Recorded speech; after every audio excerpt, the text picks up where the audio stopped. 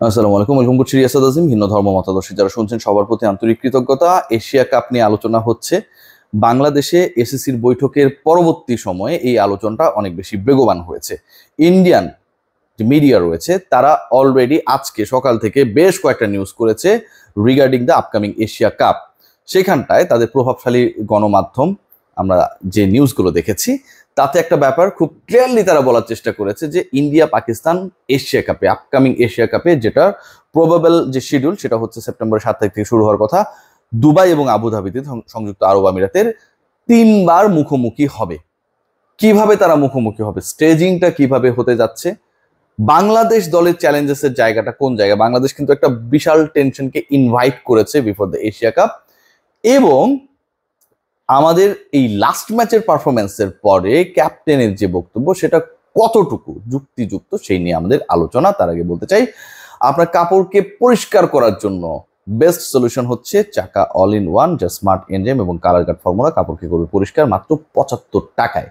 ডিসকাশনের প্রথম পার্ট সেটা হচ্ছে এশিয়া কাপ নিয়ে, এবং এশিয়া কাপের ব্যাপারে ভারত পাকিস্তানের মধ্যে অনেক ধরনের দ্বন্দ্ব আমরা দেখেছি। তারা ঢাকায় বৈঠকে বসবে না, একসাথে আলোচনা করবে না, যদি ঢাকায় বৈঠক হয় ভারত সেটাকে বয়কট করবে। আলটিমেটলি কোনো কিছুই হয়নি। এখানটায় বিগ রোল প্লে করেছেন আমিনুল ইসলাম বুলবুল। আমি যখন গতকাল অনেকটা এই সময় যে রিপোর্টটা করেছিলাম সেটা নিয়ে আপনারা অনেকে হাসাহাসি করেছেন, এবং এন্ড অফ দ্য ডে যখন মাহসিন নাকবি তিনি নিজেই বলেছেন বুলবুল ভাই played a very tremendous role regarding this meeting, তখন কিন্তু সবাই আবার হাততালি এবং লাভ রিয়াক্ট দিয়েছেন।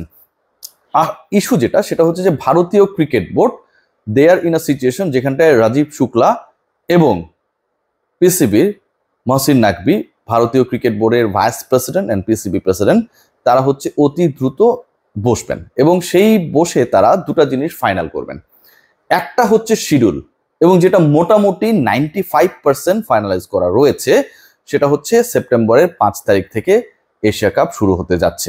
সেকেন্ড পার্ট এটা কোয়াইট কমপ্লেক্স, বাট দুই দল, দুই বোর্ড, দুই ব্যক্তি শুক্লা এবং নাকভি, তাদের দুজনের জন্য আসলে একটা বড় ইতিবাচক দিক। তারা এটা নিয়ে কোনো বিরোধিতা করবে না, সেটা হচ্ছে ভারত পাকিস্তানকে অন্তত এশিয়া কাপে 3বার তারা মুখোমুখি করাতে চায়। গ্রুপ স্টেজে ইন্ডিয়া পাকিস্তান এক গ্রুপেই থাকবে, এটা আমরা সবাই জানি যে সবখানে এই কাহিনীটা করা হয়। এবং এরপরে যে স্টেজ যেটা আমরা এখন পর্যন্ত জানি সেটা হচ্ছে সুপার 6 বা টপ 6। ওকে, 8টা দল খেলবে, এরপরে 2টা দল বাদ পড়ে সুপার 6 হবে, সেখানটায়ও ভারত পাকিস্তান মুখোমুখি হবে। এরপরে যখন তারা ফাইনালে চলে যাবে, মানে তারা তো অনেক পরিকল্পনা করে বিসিসি এবং পিসিবি, তখন তারা আরো একবার মুখোমুখি হবে। মজার ব্যাপার সেটা হচ্ছে যে কি কারণে আসলে বিসিসিআই যারা এতটা তেরা অবস্থানে ছিল যে তারা এশিয়া কাপের মিটিং এ বসবে না, এশিয়া কাপ করবে না, এরকম আলোচনা আমরা একটা সময় শুনেছিলাম যখন হচ্ছে পেলগামে হামলার ওই ঘটনার সময় পাকিস্তান ভারতের একটা বাজে সম্পর্ক তৈরি হলো, তারা একমত হলো কেন? এবারের এশিয়া কাপের সত্য হচ্ছে বিসিসিআই। সো এখান থেকে রেভিনিউ জেনারেট করার একটা দারুণ সুযোগ তাদের রয়েছে। যেহেতু সেই সুযোগটা তাদের রয়েছে, অর্থাৎ money talks, so they are in a same pace with Pakistan or PCB. এই কারণে তারা এক হয়েছে।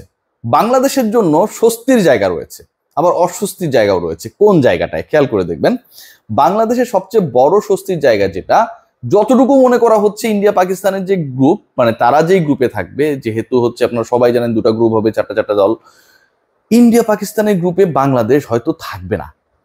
মনে করা হচ্ছে বাংলাদেশ থাকবে ডিফারেন্ট একটা গ্রুপে। পাকিস্তানের বিপক্ষে জয়, শ্রীলঙ্কার বিপক্ষে জয়, তাহলে তুলনামূলকভাবে অতি সাম্প্রতিক সময়ের পারফরমেন্স বিবেচনায় Bangladesh is a very good team, right? Bangladesh থাকবে ডিফারেন্ট গ্রুপে। ডিফারেন্ট গ্রুপে যদি বাংলাদেশ থাকে, ভারত পাকিস্তানের গ্রুপে যদি না থাকে এশিয়া কাপে, তাহলে বাংলাদেশের জন্য পরের রাউন্ডে যাওয়াটা তুলনামূলকভাবে সহজ হওয়ার কথা। কারণ ওই যে বললাম যে 5টা হচ্ছে টেস্ট প্লেইং নেশন এশিয়ার, এর বাইরে দুর্বল কিছু যে দলগুলো থাকবে তারা বাংলাদেশের গ্রুপে থাকবে। শ্রীলঙ্কা হয়তো বাংলাদেশের গ্রুপে থাকবে, আফগানিস্তান হয়তো ভারত পাকিস্তানের গ্রুপে যাবে। সেটা হলে বাংলাদেশের জন্য it's going to B easier than anything to B the part of top 6। Bangladesh পরের রাউন্ডে যাওয়ার ক্ষেত্রে অনেকটাই এগিয়ে থাকবে। অস্বস্তির ব্যাপার কোনটা, এটা আসলে ভাবার বিষয়।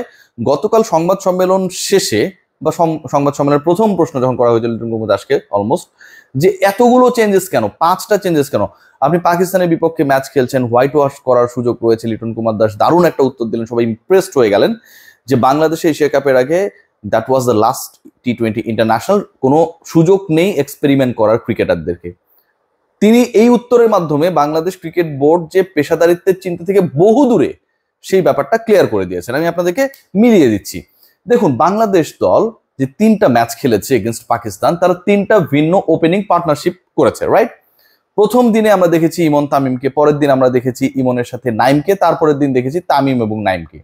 এই যে 3 ম্যাচে 3টা ডিফারেন্ট ওপেনিং পেয়ার 3 দিনই তো তারা ফেল করেছে। আপনি যে টু মাচ এক্সপেরিমেন্ট করলেন এশিয়া কাপে, আপনার আলটিমেট ওপেনিং পেয়ার কে বা কারা, সেই ব্যাপারে কি বাংলাদেশ দল কনভিন্সড হতে পেরেছে? পারে নাই। রাদার শ্রীলঙ্কার এগেনস্টে তামিম ইমনের পার্টনারশিপটা যখন আমাদের সবাইকে স্বস্তি দিচ্ছিল, সেই জায়গাটাকে আপনারা নষ্ট করেছেন। সেকেন্ড পয়েন্ট, যেটা মিডল অর্ডার নিয়ে আপনার স্কোয়াডে প্রপার ক্রিকেটার নেই। তাহিদ হৃদয় বাদ পড়বে মানে অনলি অপশন হচ্ছে মেহেদী হাসান মিরাজ। এখন হৃদয় এবং মিরাজ দুজনই কম্পারেটিভলি ফেল করেছে, এক্সপেক্টেড ক্রিকেটটা খেলতে পারে নাই। আপনি অন্য কাউকে রাখেন নাই, আপনি নুরুল হাসান সোহানকে রাখেন নাই, অঙ্কনকে রাখেন নাই। এখন যদি আপনি নতুন স্কোয়াড দেন যেখানটায় কথার কথা তাহিদ হৃদয় বা মেহেদী হাসান মিরাজ থাকবে না, তখন আপনি যেই ছেলেটাকে ঢোকাবেন, সেটা সোহান হতে পারে, সেটা অঙ্কন হতে পারে, সে তো আর আপনার লাস্ট টি20 খেলার সুযোগটা পেল না, যেটাতে আপনি 5টা চেঞ্জ নিয়ে পাকিস্তানের বিপক্ষে নেমেছেন। তাহলে তার তো শুরুটাই হবে এশিয়া কাপ দিয়ে। এটা কি কোনোভাবে ফেয়ার হয় কিনা? Bangladesh team management, Bangladesh captain, তারা যেসব চিন্তা করে, এই চিন্তাগুলো আসলে পৃথিবীর কেউ ওইভাবে চিন্তা করে না। পাকিস্তানি গ্রেট যারা যারা গতকালকের ম্যাচের পরে তাদের বিভিন্ন প্রতিক্রিয়া জানিয়েছেন, তারা সবাই হতাশ হয়েছেন, অবাক হয়েছেন the way Bangladesh has taken there decision. আপনি 2টা-3টা চেঞ্জ করতে পারেন, আপনি 5টা চেঞ্জ করলেন। আপনার দলে সেই রিল্যাক্স করার মতো অবস্থা রয়েছে? অবশ্যই নেই। যেহেতু আপনার দলে সেই রিল্যাক্সেশনের অবস্থা নেই এবং আপনার দলের এই 4 ওভার বল করার জন্য যদি আপনি ওয়ার্কলোড কমানোর পরিকল্পনা করেন মুস্তাফিজ এবং তানজিম সাকিবের, সেটাও একটা ভয়াবহ ব্ল্যান্ডার। তাহলে আইপিএল এর দলগুলো এত লং রেসের টুর্নামেন্টে জাসপ্রীত বুমরা, বিরাট কোহলি, মোহাম্মদ সিরাজ, আর্শদীপ সিং, এদের সবাইকে রোটেট করে খেলাতো, আমাদের মুস্তাফিজকেও রোটেট করে খেলাতো, কিন্তু সেটা আমরা কখনো দেখি না। পারফর্ম করে মানে তাকে খেলাতে হবে। দিল্লির হয়ে মুস্তাফিজ একটা ম্যাচ বেশি খেলতে পারবে কি পারবে না, সেই নিয়ে যে আলোচনাটা হয়েছে লাস্ট আইপিএলে, কেন হয়েছে? কারণ তারা তাদের বেস্ট ক্রিকেটারকে খেলাতে চায়, আর আমরা আমাদের বেস্ট ক্রিকেটারকে ড্রপ করে আমরা আমাদের ওপেনিং পার্টনারশিপ এবং ওপেনিং এর ওই জায়গাটাকে নড়বড়ে করে দিই। So this is what actually the plan and thinking of the management, যেটা কোয়াইট আমার কাছে মনে হয় কি বলবো অ্যামেজিং, এবং যেই জিনিসটা আসলে আপনি পুরো লক্ষ্য উদ্দেশ্যের সাথে মেলাতে পারবেন না। Asia cup is on. India তাদের সব ম্যাচ কিন্তু দুবাইতে খেলবে, তারা অন্য কোথাও যেতে রাজি না। পাকিস্তানও এটাতে রাজি হবে নিশ্চয়ই। ভারত পাকিস্তান 3টা ম্যাচ খেলার স্বপ্ন দেখছে, যদি 2টা দলই সুপার লিগে সুপার 6-এ যায় এবং ফাইনালে যায়। দেখা যাক শেষ পর্যন্ত কি হয়, বাট বাংলাদেশের প্রস্তুতি স্পট অন না।